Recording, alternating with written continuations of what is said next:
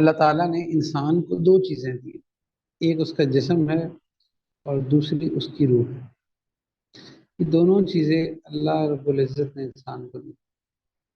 جسم جو ہے اس کی حیثیت ایک سواری کی جیسی ہے، جیسے آپ کوئی سواری لیتے ہیں نا، آپ موٹر بائک لے لیں، گاڑی لے لیں، یا کوئی بھی سواری اگر آپ نے، تو ایک جو اماؤنٹ ہوتی ہے وہ جو سواری ہے اس کی مینٹیننس پر لگتی ہے، جو بھی آپ سواری لیتے ہیں۔ اور اسی طرح سے آپ جب اس دنیا میں جسم کو دیکھتے ہیں تو جسم جو ہے اس کی مثال بھی ایک سواری کی جیسی ہے۔ سواری اچھی ہو تو سفر آسان ہو جاتا ہے، اور سواری اچھی نہ ہو سفر ٹھیک نہیں رہتا۔ اچھا، اسی طرح روح کی مثال جو ہے وہ سوار کے جیسی ہے۔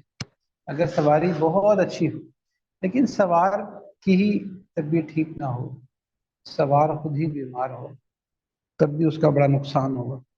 تو اس لیے روح جو ہے اس کی جو مثال ہے وہ سوار کے جیسی ہے۔ اب جیسا کہ ہم دنیا میں اپنی فزیکل ہیلتھ کے بارے میں کانشیس ہوتے ہیں کہ بھئی بخار نہ ہو جائے، کوئی فلانی چیز نہ ہو، کوئی اور چیز نہ ہو، تو اسی طرح جیسے جسمانی صحت بھی ہوتی ہے اور جسمانی بیماری بھی ہوتی ہے، اسی طرح روح کی روحانی صحت بھی ہوتی ہے، اور اس کے علاوہ روحانی بیماریاں بھی ہوتی ہیں۔ تو اس لیے جو ہمارے لیے جو اسپرچول ہیلتھ ہے یہ بڑی امپورٹنٹ چیز ہے۔ جو اسپرچول ہیلتھ ہوتی ہے نا، کہ جو آپ کی روح ہے اس کی ہیلتھ، یہ بہت بہت اہم بات ہے، بہت اہم چیز ہے۔ روز قیامت جب اللہ سبحانہ تعالیٰ کے پاس ہم جائیں گے تو بیسیکلی ہماری روح کیسی ہے اس پہ معاملہ ہوگا، تو ہماری روح کا ٹیسٹ لیا جائے گا۔ آپ ایسے سمجھ لیں جیسے وہ آرمی میں ہوتا ہے، مختلف اداروں میں ہوتا ہے کہ وہ کیا کرتے ہیں، وہ فزیکل ہیلتھ کا ٹیسٹ لیتے ہیں نا، تو وہ یہ دیکھتے ہیں کہ بھئی کیا اس کی فزیکل اسٹرینتھ اتنی ہے، اس کو کہیں کوئی ایسی بیماریاں تو نہیں ہے، کوئی ایسا مسئلہ تو نہیں، تب جا کر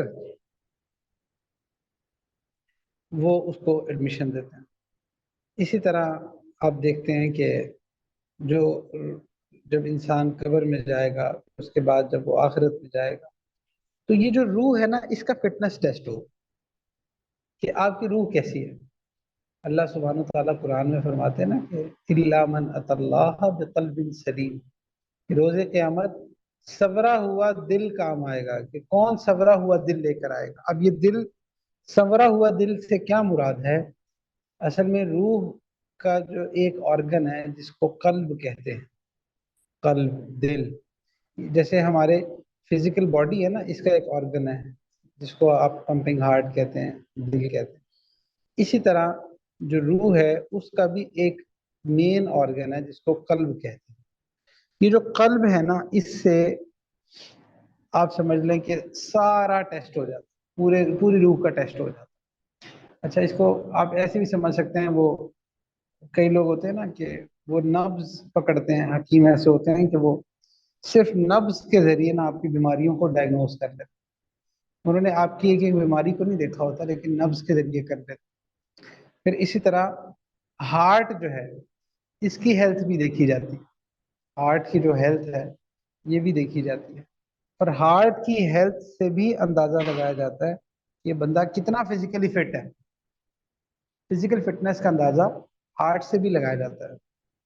تو اسی طرح جو روح ہے اس کا جو ہیلتھ ٹیسٹ ہے وہ روح کا جو آرگن ہے جس کو قلب کہتے ہیں اس کے ذریعے لگا لیا جاتا ہے کہ یہ جو روح ہے یہ کیسی ہے۔ تو جیسے ہم اپنی جسمانی صحت کے بارے میں فکر مند ہوتے ہیں، اسی طرح ہمیں اب روحانی صحت کے حوالے سے بھی فکر مند ہونا چاہیے، کیونکہ اگر ہم روحانی طور پہ فٹ نہیں ہوں گے تو اس سے کیا ہوگا، اس سے ہمیں اس سے روز قیامت ہمارے لیے مشکل ہوگی۔ اور اگر ہم روحانی طور پہ فٹ ہوں گے اور ٹھیک ہوں گے تو ہمارے لیے آخرت میں آسانی ہوگی۔ اچھا، اب یہ جو روحانی صحت ہے اس کو سمجھنا بہت ضروری ہے، روحانی بیماری کو سمجھنا بہت ضروری ہے، روحانی صحت کو سمجھنا بڑا ضروری ہے۔ آج کل وہ ایسے لوگ ہیں نا، وہ جب ان کو روحانی بیماری کی بات کہتے ہیں نا تو وہ یہ سمجھتے ہیں کہ پتہ نہیں اس کا مطلب یہ ہے کہ کسی پہ جادو ہو گیا، کسی پہ جن ہو گیا ہے، یہ کوئی روحانی بیماری ہے۔ یاد رکھیں کہ یہ ایک الگ لائن ہے، جو عملیات کی لائن ہوتی ہے بالکل ایک ڈفرینٹ چیز ہے۔ ہماری جو لائن ہے وہ جو ہمارا کنسرن ہے وہ اپنے تزکیے کے بارے میں، تزکیہ نفس جس کو کہتے ہیں نا، تو یہ جو تزکیہ نفس ہے یہ اصل میں روحانی صحت کے حوالے سے یہ انڈیکیٹر ہے کہ آپ کا کتنا تزکیہ ہے۔ اچھا، اب ہمیں کیسے پتہ چلے گا کہ ہماری جو روحانی جو صحت ہے وہ کدھر لائق کر رہی؟ کیا ہم بیمار ہیں یا ہم صحت مند ہیں؟ یہ ہمیں کیسے پتہ چلے گا؟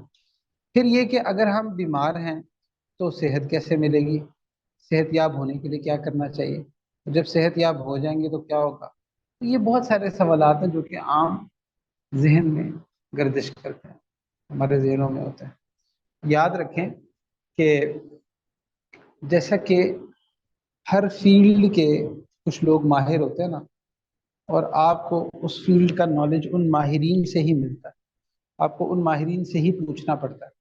یعنی کہ اگر آپ جسمانی طور پہ بیمار ہیں اور آپ اپنی جسمانی صحت کے حوالے سے کوئی رہنمائی چاہتے ہیں تو آپ کو کسی ڈاکٹر کو ہی کنسلٹ کرنا پڑے گا، کسی ایسے ڈاکٹر کو کنسلٹ کرنا پڑے گا کہ جو کہ خود ماہر ہوگا جسمانی بیماریوں کو دیکھنے میں، اس کو سمجھنے میں، اس کے علاج میں۔ اسی طرح ہم اپنی روحانی بیماریوں کے حوالے سے بھی کسی ڈاکٹر کو ہی کنسلٹ کرتے ہیں۔ اچھا، اب ڈاکٹر کو کنسلٹ کرنے کا کیا طریقہ ہے؟ اب یہاں پہ ڈاکٹر کس کو کہتے ہیں؟ اب MBBS ڈاکٹر تو آپ کو روحانی بیماریوں کا نہیں بتا سکتا، نہ وہ روحانی آپ کو جو ہے نا وہ علاج کے بارے میں بتا سکتا ہے۔ روحانی علاج کا مطلب یہ پھوکے مارنا نہیں ہے، روحانی علاج سے مراد یہ ہے کہ انسان کا باطن پاک ہو جائے، اس کا تزکیہ نفس ہو جائے، اس کے اندر سے دنیا کی محبت نکل جائے، اس کے اندر سے تکبر نکل جائے، تو اس کے اندر سے بخل نکل جائے، حسد نکل جائے، یہ چیزیں نکل جائیں اور دل پاک ہو جائے، دل صاف ہو جائے، یہ اصل میں روحانی علاج ہوتا ہے۔ تو آج کل جو ہے نا وہ پاکستان میں اکثر عوام جو ہے نا وہ اسی پہ ہی پاگل ہوئی پھر رہی ہے۔ وہ یہ سمجھتے ہیں کہ بھائی فلانے نے کرا دیا، فلانے نے کرا دیا، کسی کے پھپھو نے کرا دیا، کسی کی چچی نے کرا دیا، اس طرح کے لیے بیٹھے رہتے ہیں، جبکہ یہ پتہ نہیں کسی نے کرائے کچھ نہیں، تمہارے اپنے نفس کی شرارتیں جو تمہیں تنگ کر رہی ہیں، حرکتیں اپنے نفس کی ہوتی ہیں، اور سوچ رہے ہوتے ہیں کہ بھائی یہ فلانے نے کرا دیا تھا، فلانے نے کرا دیا، اس نے نظر لگا دی اور اس نے نظر لگا دی، انا للہ و انا الیہ راجعون۔ تو اصل میں وہ حرکتیں اپنی غلط ہوتی ہیں۔ تو اس وجہ سے جو روحانی بیماریاں ہیں، بات یہ کہ اگر انسان اس دنیا میں اپنا علاج کر لے، اپنے نفس کا علاج کر لے، اپنی روح کا علاج کر لے، تو ہوگا کیا کہ جب وہ جنت میں جائے گا، جیسی موت آئے گی تو اس کا جب ہیلتھ ٹیسٹ لیا جائے گا، اسپرچل ہیلتھ ٹیسٹ، تو وہ فٹ ہوگا تو اس کو فوراً جنت میں بھیج دیا جائے گا۔ اور اگر وہ بیمار ہوگا تو کیا کیا جائے گا؟ اس کو ایک ہاسپٹل میں بھیجا جائے گا، اور اس ہاسپٹل کا نام ہے جہنم، وہاں بھیجا جائے گا، اور وہاں پہ پھر اس کا علاج کیا جائے گا، وہاں پہ اس کی بیماریوں کو پاک کیا جائے گا، صاف کیا جائے گا، اور پھر جب اس کی بیماریاں اندر سے نکل جائیں گی، صاف ستھرا ہو جائے گا، پھر اس کو جنت میں بھیجا جائے گا، اگر وہ ایمان والا ہوگا، اگر مسلمان ہوگا۔ اور اگر مسلمان نہیں ہوگا پھر تو جہنم میں ہی رہے گا ہمیشہ ہمیشہ کے لیے۔ تو اس لیے اب ہمارے پاس دو آپشن ہیں۔ ایک آپشن یہ ہے کہ یا تو ہم دنیا میں ہی اپنی روحانی بیماریوں کا علاج کر لیں، یا پھر ہم آخرت میں اس کا علاج ہو۔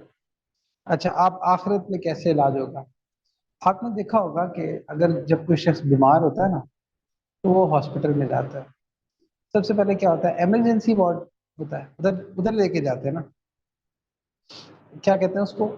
ایمرجنسی ہے، ایمرجنسی وارڈ ہی کہتے ہیں، او پی ڈی بولتے ہیں یا جو بھی بولتے ہیں۔ اچھا، سب سے پہلے وہاں لے جایا جاتا ہے۔ وہاں پہ کیا ہوتا ہے کہ اس کو جو ہے نا بیڈ پہ لٹایا جاتا ہے، اور کچھ ڈاکٹرز آتے ہیں جو کہ اس کے نا جو پرائمری ٹیسٹ ہے نا وہ کرتے ہیں، ایک جو جو یعنی کہ ایک ظاہری سے یا ایک شروع کی ایک رپورٹ تیار کرتے ہیں، انیشیل رپورٹ تیار کرتے ہیں کہ اس کو مسئلہ کیا ہے، پیٹ میں درد ہے، سر میں درد ہے، چوٹ لگی ہے، ہڈی ٹوٹی ہے، خون نکل رہا ہے، مسئلہ کیا ہے اس کا؟ اچھا، تو وہ کیسے چیک کرتے ہیں؟ وہ سب سے پہلے جو ہے نا وہ بیڈ پہ لٹاتے ہیں، اور کوئی نرس یا ڈاکٹر آتے ہیں، ایک یا دو یا سات نرس، اور پھر اس سے کچھ سوال جواب کرتے ہیں، اور اس میں پھر سوال جواب میں کبھی کبھی وہ باندھ کے وہ بلڈ پریشر کی مشین سے بلڈ پریشر بھی چیک کرتے ہیں، یا کبھی کبھی بلڈ سیمپل دینے کے لیے کوئی سرنج بھی ڈالتے ہیں، اس طرح کے۔ تو اسی طرح نا جب جو آپ کا ایمرجنسی وارڈ ہوتا ہے نا وہاں پہ آپ کی انیشیل رپورٹ تیار ہوتی ہے۔ اچھا، جب انسان اس دنیا سے جائے گا نا تو تب بھی ایسے ہی ہوگا، سب سے پہلے اس کو قبر میں لٹا دیا جائے گا، اور جیسے ایمرجنسی میں ڈاکٹرز آ جاتے ہیں نا تو وہاں دو فرشتے آئیں گے، منکر اور نکیر، تو وہ بھی اور پھر کیا ہوگا؟ جیسے یہاں پہ ایسے ہوتا ہے نا کہ وہ مریض کو لٹایا جاتا ہے اور اس کو پہلے اس کو سیٹل کیا جاتا ہے، اس کو بیڈ پہ یا اس کو دبایا جاتا ہے، یا اس کو جو ہے نا وہ ریلیکس کیا جاتا ہے۔ تو جب قبر میں جائیں گے تو قبر میں سب سے پہلے جو چیز ہوگی نا وہ لٹانے کے بعد وہ ہوگی ضبط قبر۔ ضبط قبر میں یہ ہوتا ہے کہ قبر ایسے دبے گی کہ یہ جو ایسے پسلیاں ہوتی ہیں نا یہ ایسے آپس میں ایسے مل جائے گی، قبر جو ہے نا یہ بھینچتی ہے، اور پھر اس کے بعد کھلے گی۔ تو اگر بیماری ہوگی تو سب سے پہلے آپ کا ادھر سے علاج سٹارٹ ہو جائے گا، تو علاج سٹارٹ ہونے میں سب سے پہلے قبر دبائے گی۔ یہاں پہ تو آپ کو نرس یا جو بھی ہسپتال کا عملہ ہوتا ہے وہ دباتا ہے نا، آپ کا سر دبا دیا یا وہ، وہاں پہ قبر دبائے گی۔ پھر اس کے بعد جیسے یہاں پہ ڈاکٹر آ جاتے ہیں انیشیل رپورٹ کے لیے، وہاں پہ منکر اور نکیر آ جائیں گے، وہ آپ سے سوال کریں گے۔ اب جیسے ڈاکٹر پوچھتے نا چلیے ہوا کیا تمہیں، کیا مسئلہ ہے، تو وہ سوال کریں گے جی من رب کا، رب کون ہے تمہارا، من نبیو کا، نبی کون ہے تمہارا، اور ما دینوں کا، تمہارا دین کیا ہے۔ تو یہ روح کا ٹیسٹ ہوگا۔ جیسے یہاں پہ وہ بلڈ سیمپل نکالتے ہیں نا تو مشین میں ڈالتے ہیں، ساری رپورٹ آ جاتی ہے۔ اسی طرح آپ ایسے سمجھ لیں کہ وہ آپ کی جو روح کا دل ہے نا اس میں ایک کوئی سرنج ڈال دیں، اور وہاں سے وہ دیکھ لیں گے کہ اندر یہ چیزیں پڑی ہیں کہ نہیں پڑی، وہاں سے ایک انیشیل رپورٹ تیار ہوگی۔ اور اگر تو مطلب جو لوگ جو تو بالکل ٹھیک ہوں گے، تو جیسے ڈاکٹر کہتے ہیں نا ایمرجنسی سے، بھائی تم تو بالکل ٹھیک ہو، تمہیں تو کوئی مسئلہ نہیں ہے، جاؤ جاؤ اب جاؤ تم بس ریسٹ کرو اور تم بالکل ٹھیک ہو۔ تو اسی طرح جو روحانی طور پہ ٹھیک ہوگا تو وہ اس کے لیے تو جنت جو ہے نا وہ قبر جو ہے وہ تو جنت کا باغ بن جائے گی۔ جیسے حدیث شریف میں آتا ہے نا کہ قبر کو گڑھا نہ سمجھو، یہ یا تو جو ہے یہ جنت کے باغوں میں سے ایک باغ ہے، یا جہنم کے گڑھوں میں سے ایک گھڑا ہے، یہ کوئی عام گڑھا نہیں ہے۔ تو اس لیے انیشلی تو اس طرح معاملہ ہوگا۔ اچھا، اس کے بعد جب انیشیل رپورٹ ریڈی ہو جائے گی پھر کیا ہوگا کہ اگر کوئی بیمار ہوگا تو پھر جیسی اس کی بیماری ہوگی اسی لحاظ سے اسی انداز سے اس کے علاج کا انتظام کیا جائے گا۔ مثال کے طور پہ اگر کوئی شخص جو ہے، کچھ ایسے ہوتے ہیں پیشنٹس ہوتے ہیں کہ جن کو ڈاکٹر کہتے ہیں کہ بھائی ان کو نا انجیکشن لگانا، اب وہ جب انجیکشن لگاتے ہیں تو اس سے کچھ درد کچھ تکلیف بھی ہوتی ہے. تو اسی طرح اگر کسی کی بیماری بہت زیادہ ہوگی تو جیسے حدیث شریف میں آتا ہے کہ جو شخص نماز نہیں پڑھتا تو اللہ تعالیٰ اس پہ ایک سانپ مسلط کر دے گا. تو وہ ایسا سانپ ہوگا کہ وہ اگر فجر کی نماز نہیں پڑھتا ہوگا تو فجر سے ظہر تک وہ جو ہے نا اس کو ڈستا جائے گا. اور ظہر کی نہیں پڑی تو ظہر سے اثر تک. تو اس طرح کا ایک عذاب دیا جائے گا اور وہ اس وجہ سے دیا جائے گا کہ بھئی یہ نماز نہیں پڑھتا. تو اسی طرح سے جہنم میں بھی بیماریوں کے حساب سے عذاب ہو. آپ ایسے سمجھ لیں کہ وہ آپریشن ہو رہا ہو. اسی طرح کچھ لوگ ایسے ہوں گے کہ جن پہ اللہ تعالیٰ بچھو مسلط کر دیں. جو لوگ یہاں پہ ایسے گناہوں میں مبتلا ہوں گے جو کہ شہوانی گناہ ہوتے ہیں، جیسے اس سے وہ لذت لیتے ہیں اور ان کا جسم لذت محسوس کرتا ہے، تو اسی طرح اگر وہ ایسے گناہوں میں مبتلا ہوں گے تو اللہ تعالیٰ ایک ایسا بچھو مسلط کر دیں گے کہ جو ڈسے گا اور اس کا زہر جسم کے ہر حصے میں شدید قسم کا محسوس ہوگا انسان کو. تو یہ جیسے یہاں پہ ہاسپٹل میں انسان کا علاج چل رہا ہوتا ہے، تو یہ جو جہنم جو ہے یہ ایک آخرت کا ہاسپٹل ہے. جس کی یہاں پہ بیماریاں درست نہیں ہوں گی تو اس کی بیماریاں وہاں پہ درست ہوں گی.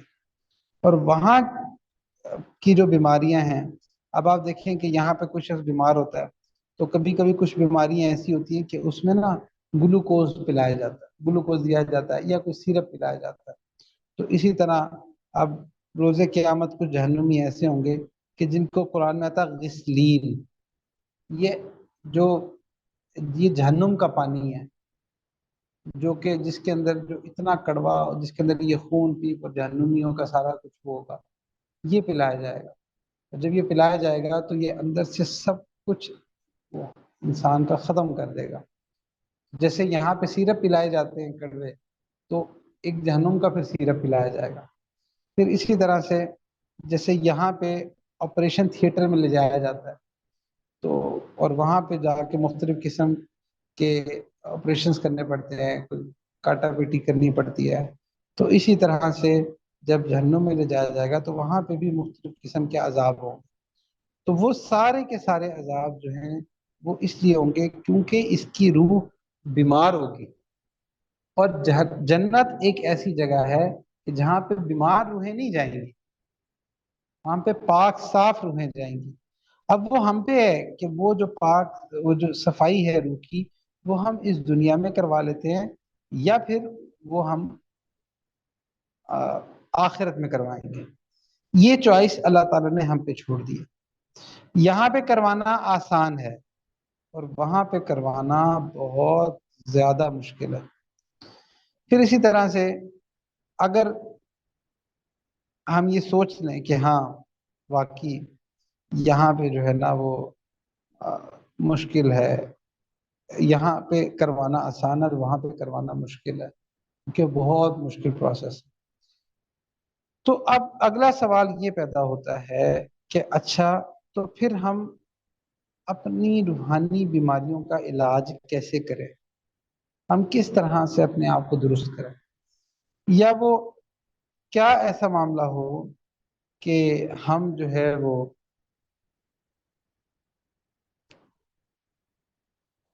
جہنم کے جو ہاسپٹل ہے وہاں جانے سے بچ جائیں؟ تو اس کا طریقہ یہ ہے کہ ہم سب سے پہلے یہ فائنڈ آؤٹ کریں کہ ہمارے اندر وہ کون کون سی ایسی بیماریاں ہیں کہ جن کو ہمیں درست کرنے کی ضرورت ہے. روحانی بیماریاں مختلف قسم کی ہوتی ہیں، جیسے جسمانی بیماریوں کی مختلف اقسام ہیں تو روحانی بیماریوں کی بھی مختلف اقسام ہیں. مثال کے طور پہ کسی کی نظر قابو میں نہیں ہے تو وہ بھی روحانی بیماری ہے. کسی کا غصہ قابو میں نہیں ہے وہ بھی روحانی بیماری ہے. پھر اسی طرح کسی کے اندر تکبر اتنا ہے کہ وہ ہر جگہ اس کی سیلف پروجیکشن اور تکبر اس کا آڑے آ جاتا ہے، اس کا مطلب یہ بھی روحانی طور پہ بیمار ہے۔ پھر اسی طرح سے کسی کے اندر جو ہے وہ بخل بہت ہے، یہ بھی روحانی بیماری۔ پھر اسی طرح سے کسی کو بہت شوق ہے اپنی تعریف سننے کا، کروانے کا، تو یہ بھی ایک روحانی بیماری ہے۔ تو روحانی بیماریوں کی مختلف اقسام، اور ہر قسم کی جو روحانی بیماری ہے اس کے علاج کے مختلف طریقے ہیں۔ اچھا، یاد رکھیں کہ جیسے مختلف فنون ہوتے ہیں نا، تو روحانی بیماریوں کے علاج کے لیے بھی ایک فن ہے۔ ہر بندہ اس فن کو نہیں جانتا، جس نے اس فن میں وقت لگایا ہوتا ہے وہی اس فن کو سمجھتا ہے، وہی مہارت رکھتا ہے۔ تو پھر ہوتا کیا ہے کہ ایسے لوگ جو کہ آتھرائزڈ ہوں تزکیہ نفس کے حوالے سے، آتھرائزڈ کا مطلب یہ ہے جن کو کسی اوتھینٹک سلسلے میں کسی شیخ سے، کسی استاد سے اجازت حاصل ہو کہ بھائی آپ بھی لوگوں کا تزکیہ کر سکتے، تو آپ ان کے پاس جائیں، ان سے کنسلٹ کریں کہ میرے اندر یہ مختلف روحانی بیماریاں ہیں، میں کیسے ان کا علاج کروں۔ وہ پھر آپ کو مختلف طریقے بتاتے ہیں۔ ان طریقوں کو جب آپ فالو کرتے ہیں، اللہ تعالیٰ رحم فرما دیتے ہیں، اللہ فضل فرما دیتے ہیں، تو انسان کا علاج ہو جاتا ہے۔ تو یہ جو روحانی بیماریوں کا علاج ہے، اس کی جو لائن ہے پوری کی تزکیہ کہہ لیں، اس کو تصوف کہہ لیں، کچھ بھی کہہ لیں، یہ ساری کی ساری جو چیزیں ہیں ان کا مقصد محض یہ ہے کہ روحانی بیماریوں کا علاج ہو جائے، یہ مقصد ہوتا ہے۔ اب اس کے لیے کچھ چیزیں ہوتی ہیں، جیسے ڈاکٹر آپ کو کچھ دوائیاں دیتا ہے، کچھ پرہیز بتاتا ہے، یہ دونوں کام آپ سائملٹینیسلی کریں گے تبھی آپ کو فائدہ ہوتا ہے۔ جیسے اگر کوئی بندہ شوگر پیشنٹ ہے تو ڈاکٹر کیا کرے گا، کچھ کام اس کو ایسے دے گا کہ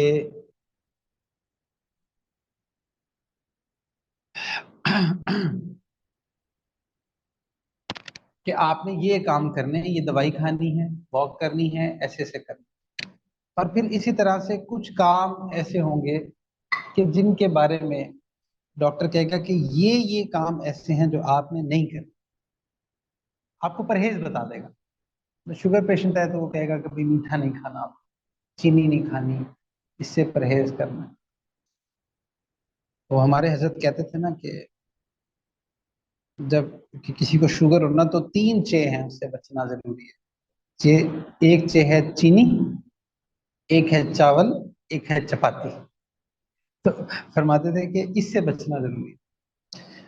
اچھا، بچنے سے مراد یہ ہے کہ ڈاکٹر حسب ہدایت، جیسے ڈاکٹر کے اس کے مطابق استعمال کرے۔ ایک بندہ میڈیسن لے رہا ہو لیکن وہ چینی کھانا نہ چھوڑے، کیا اس کی شوگر ٹھیک ہو جائے گی؟ ایک بندہ جو ہے نا وہ ہارٹ کا پیشنٹ ہے، ڈاکٹر نے اس کو ہارٹ کی میڈیسن دی ہے اور کہا ہے کہ بھئی یہ اپنے کولیسٹرول کا خیال رکھنا ہے، اپنی باقی چیزوں کا خیال رکھنا ہے۔ اب وہ کیا کرے، میڈیسن لازمی کھائے لیکن اس کے ساتھ ساتھ پرہیز نہ کرے، تو مجھے بتائیے، آپ خود بتائیے، کیا ایسا مریض اس کو فائدہ ہوگا؟ کیا اس کی جسمانی بیماری کا علاج ہو جائے؟ نہیں ہوگا۔ اسی طرح سے روحانی بیماریوں کا جو علاج ہوتا ہے وہ ایسے ہوتا ہے کہ جو بھی آپ کے ڈاکٹر ہوتے ہیں، جو اسپرچل ڈاکٹر ہوتے ہیں، آپ کے استاد ہوتے ہیں، آپ کے شیخ ہوتے ہیں، وہ آپ کو کچھ ڈوز دیتے ہیں اور کچھ ڈونٹس دیتے ہیں، کچھ میڈیسنز دیتے ہیں اور کچھ پرہیز دیتے ہیں۔ مثال کے طور پہ آپ کو کچھ وہ اذکار دیں گے کہ بھئی یہ کام آپ نے، یہ اذکار آپ نے پابندی سے کرنا ہے، تو یہ تو میڈیسن ہوگی۔ اس کے بعد وہ کچھ پرہیز دیتے ہیں کہ اچھا اب آپ نے ان کاموں سے بچنا، اب آپ نے وہ پرہیز بھی کرنا ہے اور اس کے ساتھ ساتھ میڈیسن بھی دینی۔ جب یہ دونوں کام آپ کریں گے نا تو پھر آپ کو اصل نفع ہوگا۔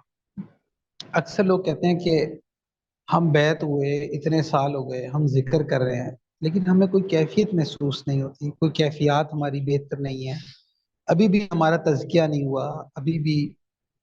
اچھا، اب وہ نا ان دو چیزوں، آپ وہ میڈیسن نہیں لے رہے ہوتے، یعنی کہ ذکر نہیں کر رہے ہوتے جو دیا ہوتا ہے، یا وہ پرہیز نہیں کر رہے، ذکر کر رہے ہوتے ہیں لیکن پرہیز نہیں کر رہے ہوتے. اب مثال کے طور پر مراقبہ بھی کر رہے ہیں اور اس کے ساتھ ساتھ بد نظریاں بھی کر رہے ہیں، مراقبہ بھی کر رہے ہیں اور اس کے ساتھ ساتھ جو ہے نا غیبتیں بھی کر رہے ہیں، مراقبہ بھی کر رہے ہیں اور لوگوں سے کے ساتھ بدگمانیاں بھی کر رہے ہیں.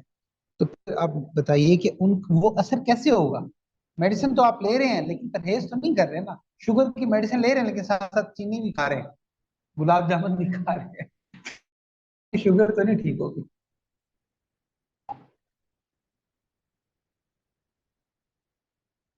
تو اس لیے جیسے جسمانی بیماریوں کے علاج کے لیے میڈیسن ضروری ہوتی ہے اور میڈیسن کے ساتھ پرہیز ضروری ہوتا ہے، اسی طرح روحانی بیماریوں کے علاج کے لیے ذکر ایک روحانی میڈیسن کی اہمیت رکھتا ہے، وہ ضروری ہے، اور اس کے ساتھ ساتھ کچھ پرہیز ضروری ہے جو کہ آپ کو سمجھنے ہوتے ہیں. جو بندہ ان دونوں چیزوں کو لے کے چلتا ہے، اللہ تعالیٰ فضل فرما دیتے ہیں اور وہ واقعی محسوس کرتا ہے کہ اگر مجھے بیعت ہوئے ہوئے اتنے سال بھی ہوئے ہیں تو میرے اندر کیا تبدیلی آئی ہے، کیا چینجنگ آئی ہے. کئی لوگ میں نے دیکھا اپنی زندگی میں کہ بیعت ہونے کے بعد وہ بس برکت کے لیے بیعت ہو جاتے ہیں، لیکن جو بیعت کا اصل مقصد ہے وہ جو کہ اپنی اصلاح اور تزکیہ ہے، اپنی اصلاح، وہ اس میں ان دونوں میں سے کسی ایک جگہ ڈنڈی مار رہے ہوتے ہیں. اور اسی وجہ سے وہ ہوتا ہی ہے کہ جس لیول پہ اصلاح ہونی چاہیے وہ نہیں ہوتی. ہر ایک کی اصلاح کا لیول بھی مختلف ہوتا ہے. جیسے ہر ایک کی فزیکل فٹنس ڈفرینٹ ہوتی ہے نا، اسی طرح اسپرچل فٹنس بھی ہر ایک کی ڈفرینٹ ہوتی ہے، اسپرچل ایلیمنٹس بھی ہر ایک کی ڈفرینٹ ہوتی ہے. تو اس لیے ایک پوری ایک رپورٹ ہے آپ کی، ہر ایک کی اپنی ایک اسپرچل رپورٹ ہے، اس کے مطابق اس کو ڈوز دی جاتی ہے اور پرہیز دیا جاتا ہے. اگر یہ دونوں کام جاری رکھیں تو پھر انسان سالوں میں کیا، ہفتوں میں اپنی ترقی کو محسوس کرتا ہے، ہفتوں میں، کہ واقعی میں پہلے کیا تھا، میں اب کیا ہو گیا. مہینوں میں اپنے آپ کو بڑھتا ہوا محسوس کرتا ہے، اور سالوں میں تو کہاں سے کہاں پہنچ جاتا ہے. لیکن وہ بنیاد یہی دو چیزیں ہوتی، ایک وہ میڈیسن لے اور دوسرا پرہیز کرے. اگر وہ یہ نہیں، اگر وہ آپ دیکھ رہے ہیں کہ اگر آپ کی اسپرچل ایلیمنٹس، جو اسپرچل ڈیزیزز ہیں آپ کی، وہ ان کا علاج نہیں ہو رہا، تو سب سے پہلے نمبر پہ غور کریں کہ آپ ان دو چیزوں میں کہاں ڈنڈی مار رہے ہیں. اور اگر آپ کو لگتا ہے کہ ان دو چیزوں میں آپ ڈنڈی نہیں مار رہے، پھر آپ ضرور اپنے شیخ سے رجوع بھی کریں. ڈنڈی مار تب بھی رجوع کریں، بتائیں کہ بھئی یہ میرے سے نہیں ہو رہا. اور اگر جو ہے وہ آپ ڈنڈی نہیں مار رہے، پھر بھی رجوع کریں، بتائیں کہ بھئی میں تو یہ کر بھی رہا ہوں پھر بھی میرے سے نہیں ہو رہا. تو اس وجہ سے جب اس طرح انسان اپنی اصلاح کے بارے میں فکر مند ہوتا ہے تب جا کے اس کی اصلاح ہوتی ہے.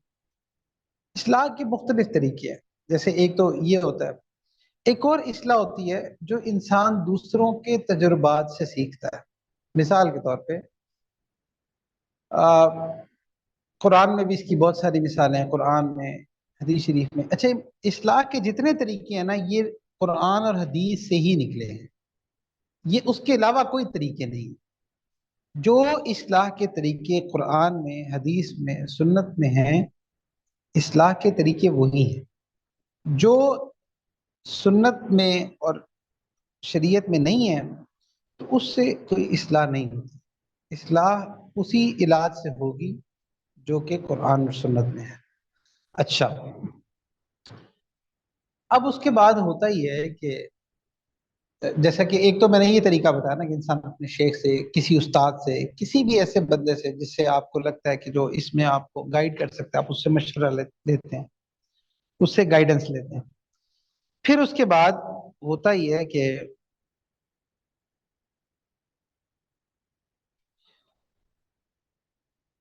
جب آپ کو یہ پتہ چل گیا کہ میں نے یہ کرنا ہے اور یہ نہیں کرنا. آپ نے ایسے دیکھا ہے نا کہ کوئی بیمار ہوتا ہے، اگر اس کو اسپیشلی یرکان ہو جائے، جوائنٹس ہو جائے، تو اس میں ہوتا ہی ہے کہ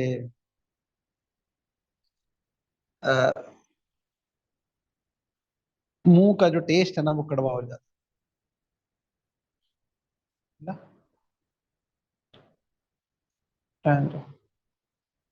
ان کو ذرا کال کر، ان کو کال کرنے کے لیے بیان چاہیے۔ اچھا، تو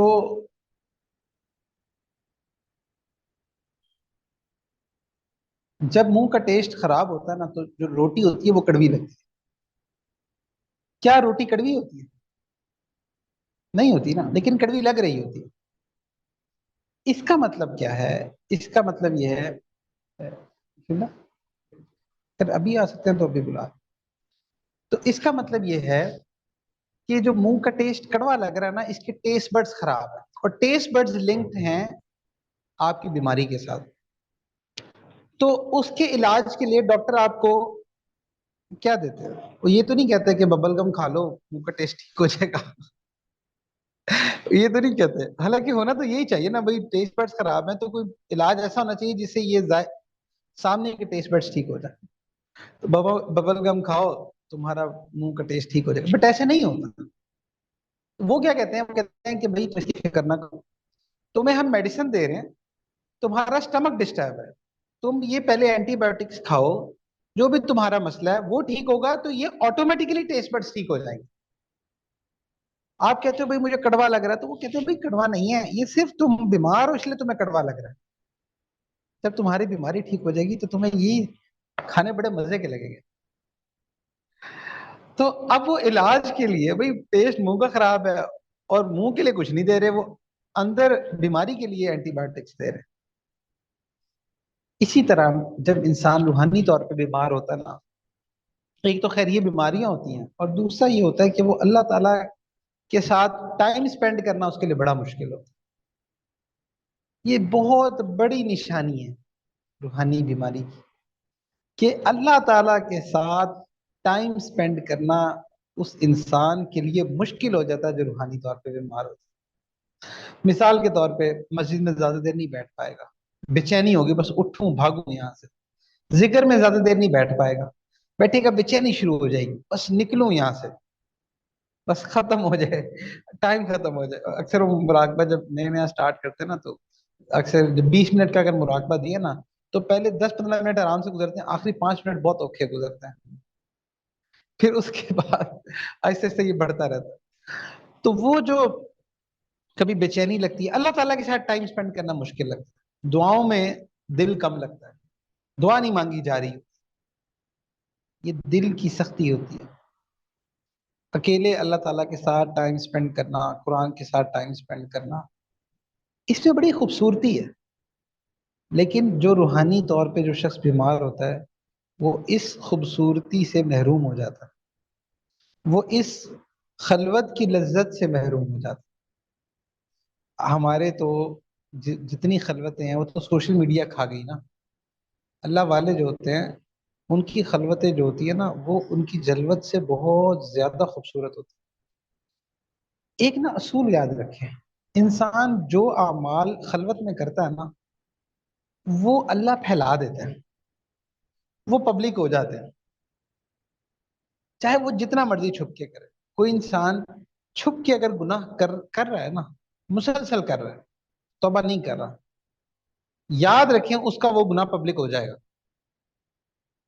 اور اگر کوئی شخص چھپ کے ذکر اور عبادت کر رہا ہے نا، اللہ تعالیٰ اس عمل کو پبلک کر دیں گے، اللہ کر دیتے ہیں۔ جو کام آپ اپنی خلوتوں میں کرتے ہیں اس کا اثر آپ کی جلوتوں میں آ جاتا ہے، یعنی کہ جو کام آپ اپنے تنہائی میں کرتے ہیں اس کا اثر آپ کی پبلک لائف میں آ جاتا ہے۔ اسی لیے آپ نے دیکھا ہے نا، بہت سارے اللہ والے ہوتے ہیں، آپ کئی لوگ ہوتے ہیں، آپ ان کا چہرہ دیکھتے ہیں، آپ کہتے ہیں یار اتنا نور ہے ان کے چہرے پہ، اتنا سکون ہے ان کے چہرے پہ، اتنا اطمینان ہے، آپ کا دل کرتا ہے ان کے پاس بیٹھیں، ان سے باتیں کریں، ان سے اپنے دکھ سکھ شیئر کریں۔ وہ ان کی تنہائیوں کی عبادتیں ہوتی ہیں، جس کی وجہ سے یہ تاثیر ان کے اندر ڈیولپ ہوئی ہو. آپ بھی اگر اپنے اندر یہ تاثیر ڈیولپ کرنا چاہتے ہیں تو آپ کو بھی اپنی تنہائیوں کو ایسا بنانا پڑے گا جیسے انہوں نے بنایا. جتنے اللہ والے ہوتے ہیں ان کی تنہائیاں ایسی گزرتی ہیں، اور ہماری تنہائیاں تو بڑی خطرناک قسم کی گزرتی ہیں. تو اس لیے جو روحانی طور پہ جو شخص بیمار ہوتا ہے اس کی ایک بہت بڑی نشانی یہ ہے کہ تنہائی میں اللہ کے ساتھ ٹائم سپینڈ کرنا اس کے لیے بہت مشکل ہوتا ہے. وہ 5 گھنٹے نیٹ فلکس پہ سیزن دیکھ سکتا ہے بٹ 1 گھنٹہ مراقبہ نہیں کر پائے گا. یہ 5 گھنٹے مراقبہ نہیں کر پائے گا، ذکر نہیں کر پائے گا، عبادت نہیں کر پائے گا. میں یہ نہیں کہہ رہا آپ نے سارا دن یہی کرنا ہے، بٹ ایک سمجھانے کے لیے ایک مثال بتا رہا ہوں کہ جو شخص روحانی طور پہ بیمار ہوتا ہے وہ اللہ تعالیٰ کے ساتھ ٹائم سپینڈ نہیں کر پا رہا ہوتا. یعنی کہ اس کے لیے بڑا مشکل ہوتا ہے کہ تنہائی میں بیٹھ کے وہ اللہ کو یاد کرے، اللہ کے ساتھ ایک پرسنل جو ایک ریلیشن ہے نا اس کو بلڈ کرے. یہ اس کے لیے بڑا مشکل ہوتا ہے. اور دعا کرنا، ہمارے شیخ فرمایا کرتے تھے کہ جو شخص دعا نہیں نہ کر سکتا تو ہمارے روحانیت میں اس کو کہتے ہیں، اس کو 4th گریڈ کا کینسر ہے. جو شخص دعا نہیں کر سکتا، کیونکہ دعا کے لیے نا you need personal attention, you need focused attention اللہ تعالیٰ کی طرف، تبھی تو دعا ہوگی نا. تو جس کو اس رب کے ساتھ مناسبت ہی نہیں ہے، دیکھیے آپ کسی کے ساتھ بیٹھ کے کیوں انکمفرٹیبل ہوتے ہیں، اس کی کیا وجہ ہوتی ہے؟ اس کی وجہ یہ ہوتی ہے کہ مناسبت نہیں ہوتی. آپ نے لفظ سنا ہوگا، مناسبت نہیں ہوتی. اور جس سے آپ کو مناسبت ہوتی ہے اس کے ساتھ گھنٹوں بھی بیٹھے رہیں تو بڑا مزہ آتا ہے. جس کے ساتھ مناسبت نہ ہونا 5 منٹ بھی بیٹھنا بڑا مشکل ہوتا ہے. ہماری روح جو ہے نا یہ اللہ کے پاس سے آئی ہے، اللہ کے امر میں سے. قُلِ الرُّوحُ مِنْ أَمْرِ رَبِّي، اللہ سبحانہ وتعالیٰ قرآن میں فرماتے ہیں ہماری روح اس کو اللہ نے بنایا، یہ عالم ارواح سے یہاں پہ آئی ہے. اب یہ چونکہ اللہ سبحانہ وتعالیٰ سے جدا ہوئی ہے، کیونکہ وہاں پہ تو اس نے اللہ کا مشاہدہ کیا ہوا ہے. ہماری تمام لوگوں کی ارواح نے، وہ الستُ بربکم، اللہ نے پوچھا تھا نا سب کو جمع کر کے، کیا میں تمہارا رب نہیں ہوں؟ تو ہماری جو ارواح تھی، تو چونکہ اللہ کا مشاہدہ کیا ہوا ہے، عالم ارواح سے آئے ہیں، اس لیے اور اس دنیا میں ایک ٹیسٹ کے لیے ہم بھیجے گئے ہیں. یہاں پہ اللہ تعالیٰ غیب میں چلے گئے ہیں. تو اس لیے ہماری روح بیمار ہو جاتی ہے جب وہ اللہ سے دور ہوتی تو بیمار ہو جاتی ہے. اپنے سورس سے جب روح دور ہوتی ہے تو بیمار ہو جاتی ہے. اس کی مثال آپ ایسے سمجھ لیں کہ وہ وائی فائی ہوتا ہے نا، آپ کا موبائل وائی فائی کے جتنا قریب اتنے اسٹرانگ سگنل ہوتے ہیں اتنا اچھے سے چلتا ہے، اور جتنا دور ہوں گے جتنے کم سگنلز آئیں گے اتنا سلو چلے گا. اور اگر سگنلز بالکل نہیں آ رہے ہوں گے تو پھر تو چلے گا ہی نہیں. تو ہماری روح کا بھی معاملہ کچھ ایسا ہی ہوتا. ہر ایک کی روح اللہ تعالیٰ کے ساتھ ایک اسپیسیفک ریلیشن میں، جس کو جتنا زیادہ قرب حاصل ہے اس کے لیے اس کی اتنی زیادہ مناسبت ہے اللہ تعالیٰ کے ساتھ. اس کو آپ ایسے انڈرسٹینڈ کریں. جب مناسبت کیسے ڈیولپ ہوتی ہے؟ آپ کسی مثال کے طور پہ آپ ایک جگہ گئے اور وہاں کسی شخص کے ساتھ آپ بیٹھے ہیں، آپ کو نہیں پتا یہ کون ہے، بس ابھی آپ کی اس کی مناسبت نہیں ہو جائے گی. پہلے آپ کو جاننا پڑے گا یہ کون ہے، کیا ہے، اس کا مزاج کیا ہے، اس کی معرفت حاصل کرنی پڑے گی. مثال کے طور پہ آپ کسی شخص کے ساتھ بیٹھے ہیں، آپ نے اس سے سلام دعا کی، آپ کو پتہ چلا کہ یار یہ شخص اخلاق کا بہت اچھا ہے، تو اب آپ کے دل میں اس کے ساتھ مناسبت پیدا ہونے لگ جائے گی. جب پھر آپ کو پتہ چلا کہ اچھا یہ تو بہت پڑھا لکھا بھی ہے، بہت ہائیلی ایجوکیٹڈ ہے، اب کیا ہوگا؟ آپ کے دل میں اس کی قدر اور بڑھے گی. اب آپ کو پتہ چلا کہ یار یہ تو کارپوریٹ سیکٹر میں بھی بہت اچھا اچیور ہے، بڑا بزنس اس نے اپنا سیٹ کیا، بڑی محنت سے بڑی اچیومنٹس حاصل کی ہے، تو اب آپ کے دل میں اس کے لیے اور زیادہ محبت پیدا ہوگی، اور زیادہ مناسبت پیدا ہوگی. یعنی کہ جتنی صفات اس کی آپ پر کھلتی جائیں گی، جتنی کوالٹیز اور کریکٹرسٹکس آپ پہ کھلتی جائیں گی نا، اتنی زیادہ آپ کی اس کے ساتھ مناسبت ڈیولپ ہونا شروع ہو جائے گی، اور آپ کے اندر اس کی قدر پیدا ہونا شروع ہو جائے گی۔ اچھا، پھر اس کے بعد آپ کو یہ پتا چلے کہ اس بندے نے تو میرے پہ احسانات بھی بڑے کیے، تو آپ اس کے احسانوں تلے آنا شروع ہو جائے گا۔ اب وہ چیز مناسبت سے بڑھ کے محبت کی طرف جانا شروع ہو جائے گی۔ تو اس طرح سے، اور پھر جتنا آپ اس سے بات کریں گے اتنا زیادہ آپ کی اس سے مناسبت ڈیولپ ہوگی، فریکوینسی میچ ہو جائے گی۔ تو ہمارا اللہ تعالیٰ کے ساتھ بھی نا معاملہ کچھ ایسا ہی ہوتا ہے۔ ہماری روح کو اللہ تعالیٰ کے ساتھ جب مناسبت کم ہوتی ہے نا، تو اس کی نشانی یہ ہوتی ہے کہ نماز پڑھنا بہت بوجھل ہوتا ہے، مسجد جانا، ذکر کرنا بہت مشکل لگ رہا ہوتا ہے۔ اور مناسبت کیوں بگڑتی ہے؟ وہ بگڑتی ہے گناہوں کی وجہ سے، گناہوں کی وجہ سے وہ مناسبت بگڑتی ہے۔ اس لیے اللہ والے کہتے ہیں کہ بھائی ذکر دے دیتے ہیں کہ بھائی یہ لو اللہ کا نام، لا الہ الا اللہ کرو، اللہ اللہ کرو۔ اب لوگوں کو سمجھ نہیں آتی کہ بھائی یہ کیا، یہ ہر چیز کا علاج جو ہے نا ذکر کہہ دیتے ہیں، ہر چیز کا علاج جو ہے نا وہ اللہ اللہ کہہ دیتے ہیں، ہر چیز کا علاج جو ہے نا وہ لا الہ الا اللہ کہہ دیتے ہیں۔ یہ کیا بات ہے؟ بھائی بات یہ ہے کہ تمہاری روح کو ابھی اللہ کے ساتھ مناسبت نہیں ہوئی، وہ مناسبت پیدا کرنی ہے۔ اچھا، وہ مناسبت کیسے پیدا ہوتی ہے؟ وہ مناسبت اللہ تعالیٰ کے ساتھ وقت لگانے سے پیدا ہوتی ہے، اللہ کے ساتھ باتیں کرنے سے پیدا ہوتی ہے۔ پہلے مناسبت ہوتی ہے اللہ کے نام کے ساتھ، اور پھر وہی بات کہ it is a journey from name to the named, کہ یہ سفر ایسا ہے کہ پہلے نام سے مناسبت ہوتی ہے، پھر ذات سے مناسبت ہو جاتی ہے۔ لیکن اس سفر کا آغاز نام کی مناسبت سے ہوتا ہے، اللہ کے نام سے ہوتا ہے۔ اس لیے جو شخص لا الہ الا اللہ، اللہ، استغفار، درود شریف، مراقبہ اس کو کرتا رہتا ہے، تو اصل میں کیا ہے؟ اصل میں اس کے اندر یہ مناسبت ڈیولپ ہو رہی ہوتی ہے۔ روز بیٹھ کے 20 منٹ، آدھا گھنٹہ جب آپ ذکر کرتے ہیں، آپ اللہ تعالیٰ کے ساتھ بیٹھتے ہیں۔ دیکھیں نا، ایک روایت میں آتا ہے نا کہ جو اللہ کا ذکر کرتا ہے تو وہ ایسے جیسے وہ اللہ کے ساتھ بیٹھے، اللہ اس کے ساتھ بیٹھے۔ تو اس کا مطلب کیا ہے؟ اس کا مطلب مناسبت ڈیولپ ہو رہی ہے۔ جتنا وقت آپ اللہ کے ذکر میں، اللہ کی یاد میں بیٹھتے ہیں، اتنا زیادہ مناسبت ڈیولپ ہوتی ہے۔ اچھا، ایک تو اس چیز سے مناسبت پیدا ہوتی ہے، ایک اور چیز جس سے مناسبت پیدا ہوتی ہے وہ اللہ کی معرفت حاصل کرنے میں۔ معرفت کیسے حاصل ہوتی ہے؟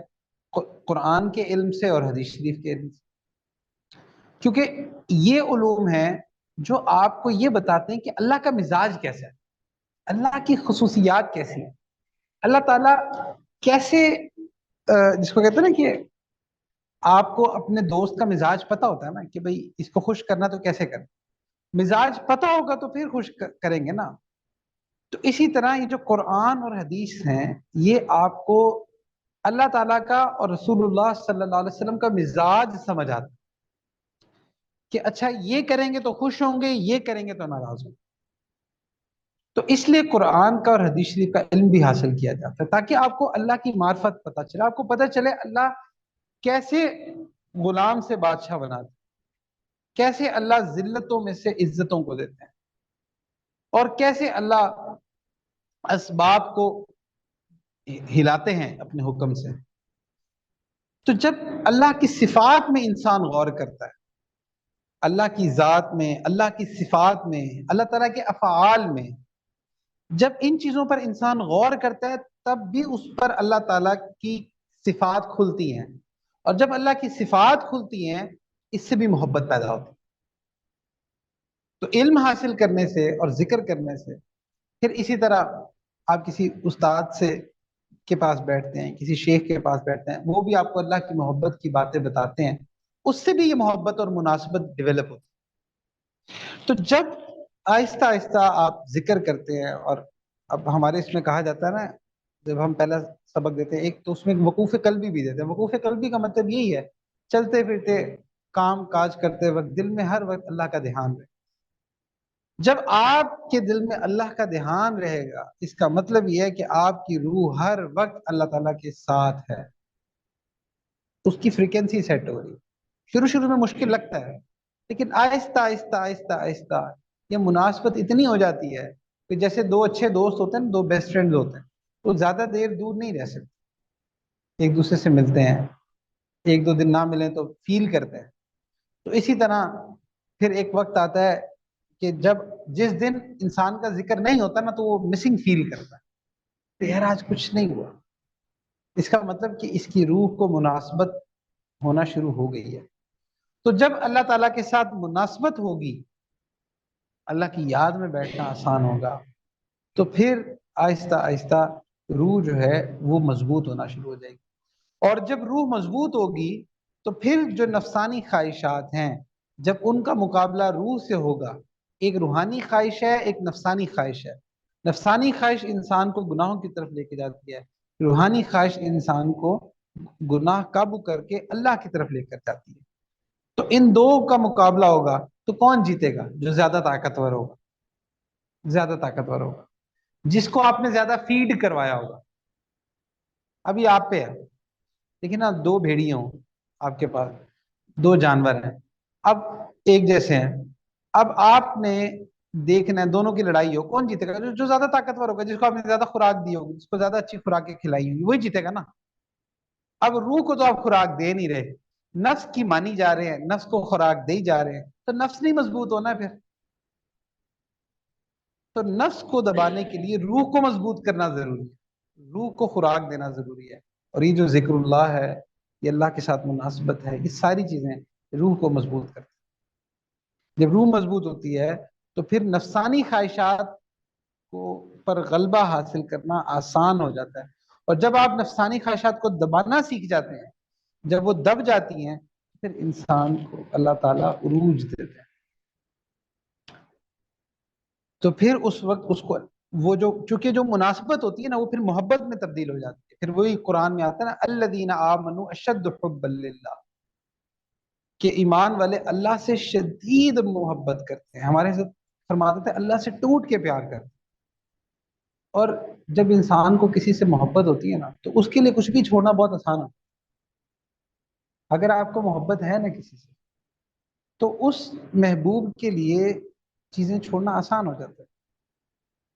وہ اسی لیے تو ہوتا ہے نا کہ وہ شروع میں ایسے ہوتا ہے کہ جب انسان اس سفر پہ چلتا ہے تو اس کو اپنے جو نیک دوست ہوتا ہے، جس سے وہ انسپائر ہوا ہوتا ہے، اس کو اس سے بڑی محبت ہوتی ہے۔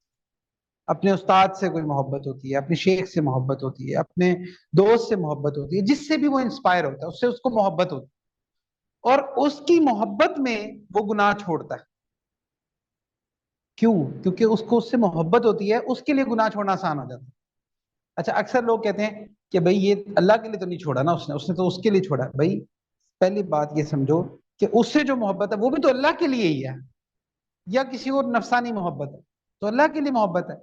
تو جو محبت اللہ کے لیے ہوتی ہے وہ اللہ کی محبت ہی میں شامل ہوتی ہے۔ تو اس لیے کیونکہ وہ محبت ایسی آپ کو ایک کائنیٹک انرجی پرووائڈ کرتی ہے کہ وہ گناہوں کی دلدل سے نکلنا آسان ہو جاتا ہے۔ دیکھیں نا، آپ کے دو تین نیک دوست ہوتے ہیں، آپ کو ان سے محبت ہو جاتی ہے، آپ کو ان سے تعلق ہوتا ہے۔ اب آپ شرم و شرمی آپ کہتے ہیں یار میرے دوست ہیں، یہ مجھے منع کر رہے ہیں کسی کام سے، اب میں یہی کام کر کے ان کے پاس جاؤں گا، اچھا تو نہیں لگے گا نا، تو یار مجھے ان سے محبت ہے تو میں بھی ان کی طرح ہوتا ہوں، اگر یہ کوئی غلط کام نہیں کرے تو میں بھی نہیں کروں گا۔ یہ وہ محبت ہوتی ہے جو انسان کو کھینچ لیتی ہے اس دلدل سے۔ تو اس لیے جو روحانی صحت ہے اس کا خیال بڑا ضروری ہے۔ اچھا، کب پتہ چلتا ہے کہ انسان روحانی طور پہ صحت مند ہو گیا؟ وہ تب ہوتا ہے کہ جب اس کا نفس مطمئنہ بن جاتا ہے۔ قرآن میں آتا ہے نا، یا ایتھا النفس المطمئنہ ارجعی الی ربک راضیۃ مرضیہ فادخلی فی عبادی وادخلی جنتی، کہ اس کا نفس جو ہے نا وہ اطمینان پکڑ لیتا ہے۔ اب نفس مطمئنہ کیسے پتہ چلے گا کہ ہمارا نفس مطمئنہ بن گیا یا نہیں بنا؟ تو علماء یہ کہتے ہیں کہ وہ یہ پتہ چلتا ہے کہ جب مکروہات شریعہ مکروہات طبیعہ بن جائیں، یعنی کہ آپ کی طبیعت کا مزاج ہی ایسا بن جائے کہ آپ کو طبی طور پہ گناہوں سے نفرت ہو جائے، اور طبی طور پہ جو ہے نا آپ کو اللہ سے محبت ہو جائے۔ یعنی کہ ایک یہ ہے نا کہ آپ کو گناہ کی رغبت آپ کو بہت زیادہ ہے، لیکن آپ نہیں کرتے، آپ کہتے ہو کہ نہیں یار اللہ نے منع کیا نہیں کرنا، بہت اچھی بات ہے، اسے بہت بڑا اجر ہے۔ اور ایک یہ ہے کہ آپ کی طبیعت بھی اب مائل نہیں ہوتی اس گناہ کی طرف۔ لیکن اب میوزک چھوڑنا بہت شروع میں بڑا مشکل لگتا ہے، میوزک کیسے چھوٹے گا؟ لیکن یاد رکھیں جو لوگ ذکر اذکار کرتے ہیں، اپنے اوپر محنت کرتے ہیں، نیک صحبتوں میں جاتے ہیں، جب وہ میوزک چھوڑ دیتے ہیں نا، یقین کریں اس کے بعد میوزک سننا بڑا مشکل ہو جاتا ہے۔ جہاں کہیں میوزک کانوں میں پڑ جائے نا، پریشان ہو جاتے ہیں، یہ حال ہو جاتا ہے۔ پھر اسی طرح سے شروع میں نماز پڑھنا بڑا مشکل ہوتا ہے، لیکن جب نماز کی عادت ہو جاتی ہے نا، تو اس کے بعد نماز چھوڑنا اس سے زیادہ مشکل ہو جاتا ہے۔ تو یہ جب آپ کے نفس کی طبیعت ہی ایسی بن جائے نا، تو اس کا مطلب یہ ہے کہ نفس نفس مطمئنہ بن گیا۔ تو یہ وہ سٹیج ہوتی ہے کہ جہاں پہ آپ یہ کہہ سکتے ہو کہ ہاں اب میں روحانی طور پہ ٹھیک ہوں۔ لیکن ہم سب لوگ روحانی طور پہ بیمار ہیں، اور ہمیں اس کے بارے میں فکر کرنی ہے۔ تو اللہ سبحانہ و تعالیٰ سے دعا ہے کہ اللہ سبحانہ و تعالیٰ ہمیں اس کی صحیح سمجھ عطا فرمائے۔ وآخر دعوانا ان الحمد للہ رب العالمین۔